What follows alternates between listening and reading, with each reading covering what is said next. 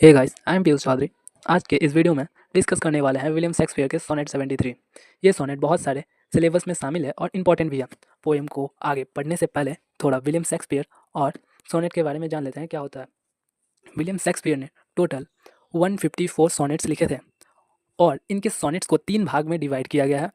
एक से लेके जो 1 से 26 तक के जितने सोनेट है, इनको फेयर यूथ सोनेट्स बोला जाता है और ये सोनेट भी इसी के अंडर में ही आता है। और जो शेक्सपियर का जो स्टाइल था लिखने का सोनेट, उसे इंग्लिश सोनेट्स के नाम से जानते हैं। हर लाइन में 5 फीट होता है, इसीलिए एम्बिक पेंडामीटर बोला जाता है। एम्बिक पेंडामीटर एक अलग तरीका से लिखते थे विलियम शेक्सपियर, इसीलिए उसे ही एम्बिक पेंडामीटर बोला जाता है। एम्बिक पेंडामीटर में एक weak syllable then strong syllable, ऐसा इसका स्ट्रक्चर होता है लिखने का। अब थोड़ा सोनेट के बारे में जान लेते हैं।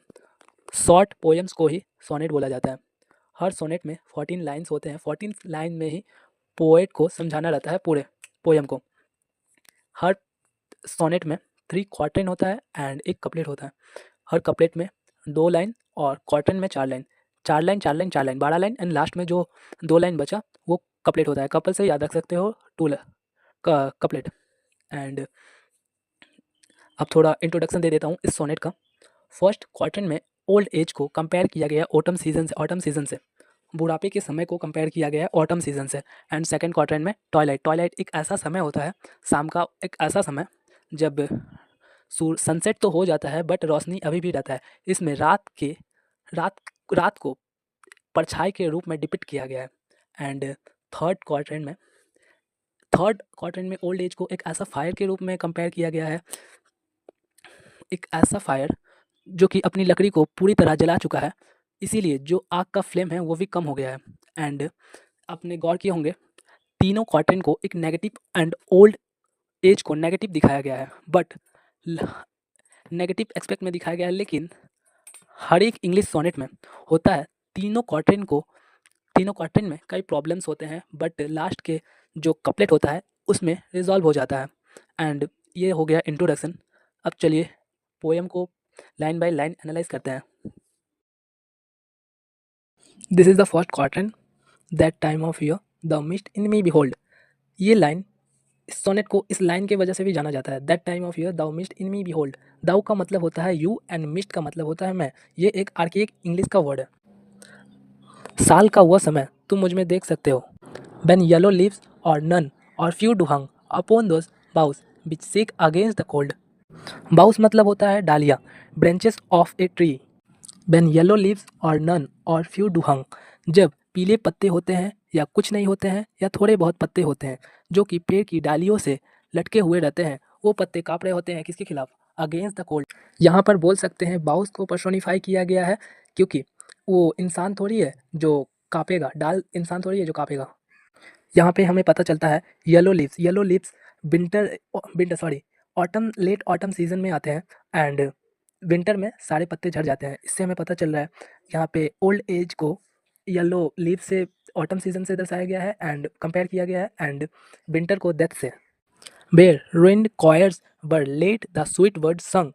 बेयर का मतलब होता है जिसपे कोई कवर ना हो, एंड रुइंड का मतलब होता है खराब हो जाना, खराब।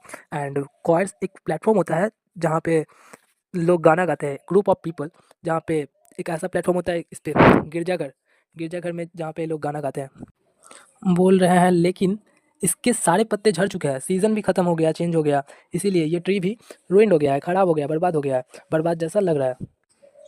ख़राब टाइम में, मुश्किल वक्त में जब मतलबी लोग छोड़ के चल जाते हैं, इसी को बताया गया है इसमें। इस स्टेंजा में एक्सटेंडेड मेटाफोर भी यूज़ हुआ है, क्योंकि ओल्ड एज को लेट ऑटम से कंपेयर किया गया और ये पूरे स्टेंजा में क्वार्टेन में कंटिन्यू हो रहा है। एलिटरेशन भी यूज़ हुआ है। एलिटरेशन उसे कहते हैं जिसमें वर्ड का स्टार्टिंग के साउंड सेम होता है, जैसे कि इसमें mist and me sound same है। उसी तरह से कॉन्सोनेंस भी यूज़ हुआ है और एजोनेंस भी यूज़ हुआ है।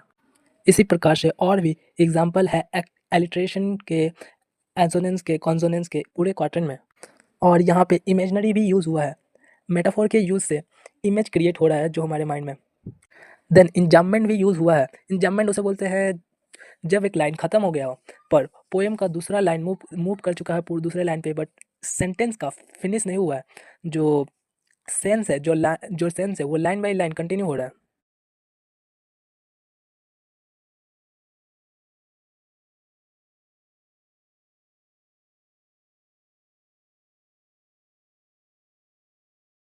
This is second quatrain.